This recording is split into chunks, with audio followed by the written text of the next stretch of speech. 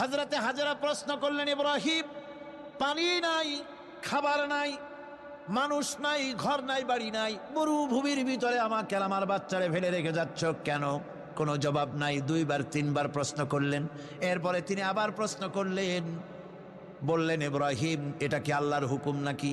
হযরত ইব্রাহিম আলাইহিস সালাম নিজের কলিজার টুকরা সন্তান আর বিবিকে রেখে যেতেছেন ভারাক্রান্ত মন নিয়ে।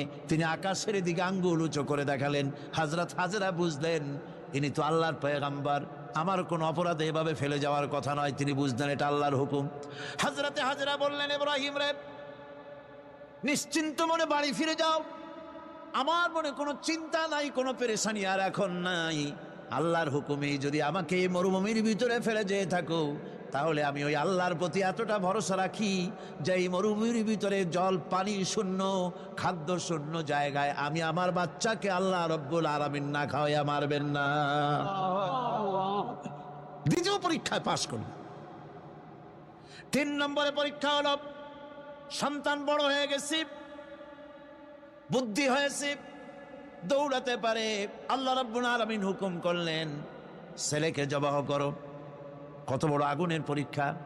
কোরআন শরীফ বলছে, হযরত ইব্রাহিম আলাইহিস সালাম নিজের ছেলেকে ডেকে নিয়ে বললেন, ইয়া বুনাইয়া ইন্নী আরা ফিল মানামি আন্নী আযবাহুক ফানজুর মাযা তারা।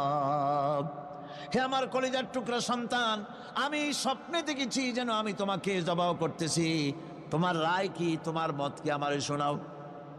ছেলে পয়গম্বর, ছেলে তার জবাবে বললেন, ইয়া আবাতি ফাআল মা তু'মার সাতাজিদুনি ইনশাআল্লাহু মিনাস সাবিরিন। হে আমার আব্বাজান, আপনি যে ব্যাপারে স্বপ্নের ভিতরে আদিষ্ট হয়েছেন, আপনি তা কার্যকরী করুন। আমাকে এতটুকু অধৈর্যের মধ্যে পাবেন না, আমাকে ধৈর্যশীলদের মধ্যে পাবেন। আমারে আপনি আল্লাহর হুকুম পালন করেন। আল্লাহ পাক শোনাচ্ছেন।